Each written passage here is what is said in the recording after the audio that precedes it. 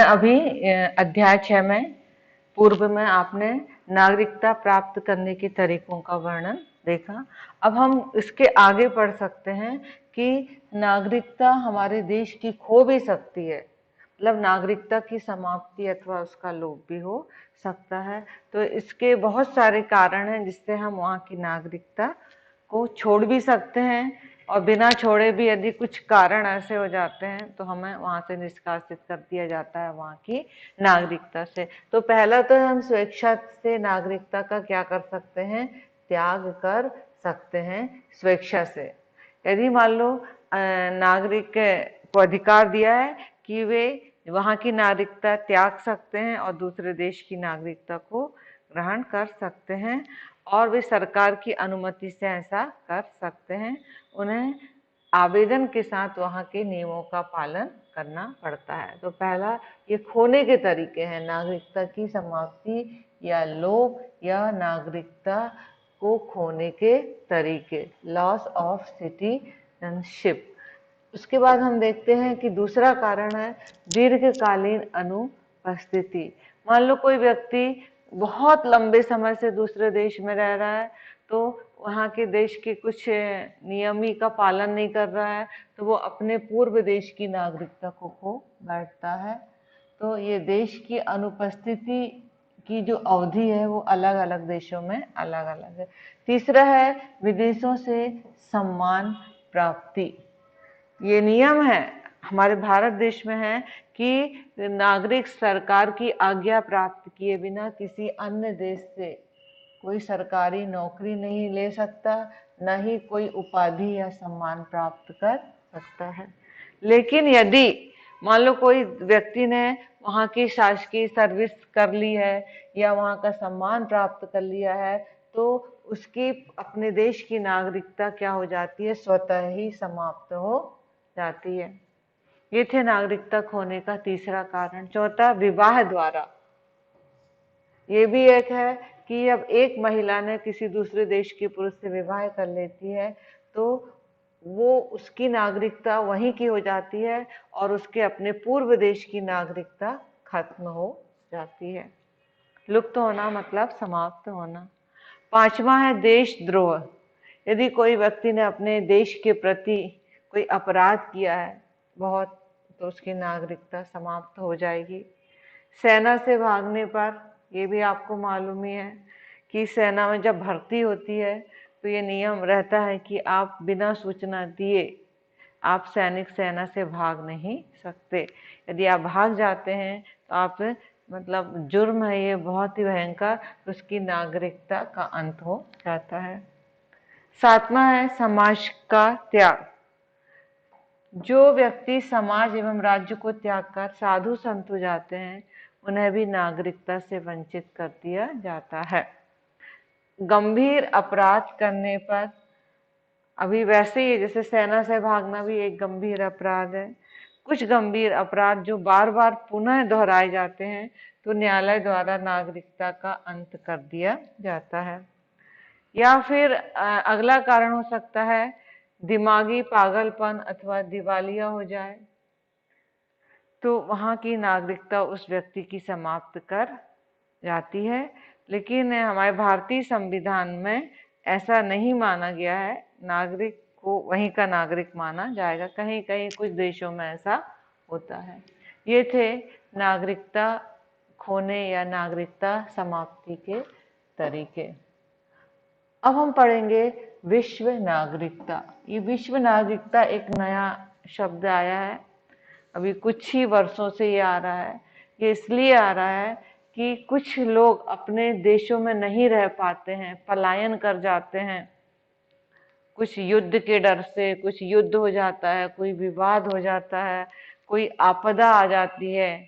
जैसे अभी कुछ दिन पहले पूर्व सुनामी एक प्राकृतिक आपदा थी, तो लोग भटक जाते हैं। सूडान के कुछ लोग वहाँ पर भी दूसरे देशों में रहने के लिए मजबूर हो गए।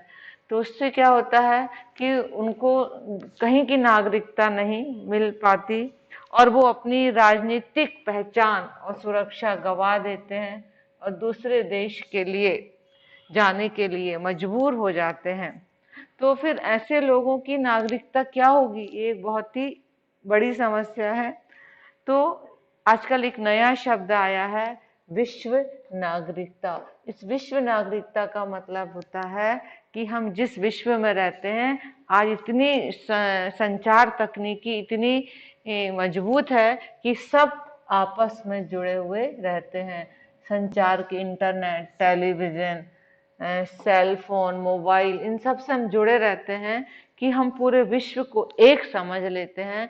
हो सकता है हमें ये वैश्विक जो है नागरिकता वो भी मिल सकती है। तो ये कहीं कहीं हुआ भी है कि जैसे संयुक्त राष्ट्र संघ और भी ऐसे संगठन बनाए गए जिसमें अनेक देशों ने भाग लिया, लेकिन कुछ देश भाग नहीं लेते हैं तो उनको वो फायदा नहीं मिल पाता है। तो हम टेलीविजन के पर्दे पर विनाश और युद्धों को होते देख सकते हैं। इससे हम विश्व के विभिन्न देशों के लोगों से बहुत ही अच्छे साझे सारोकोर करके सहानुभूति विकसित होने में हमें क्या मिलती है, मदद मिलती है। तो ये जो विश्व नागरिकता है वो मेन सफल हुई है संचार के आधुनिक उपकरणों से, आधुनिक माध्यमों से। तो जो विश्व नागरिकता है, तो कई लोग इसको अच्छा मानते हैं कि विश्व नागरिकता हो सकती है, कुछ लोग कहते हैं विश्व नागरिकता नहीं है। इसलिए हो सकती है क्योंकि संयुक्त राष्ट्र संघ ये एक संगठन है, विश्व व्यापार संगठन, इसमें विश्व के बहुत सारे देशों की सदस्यता प्राप्त है।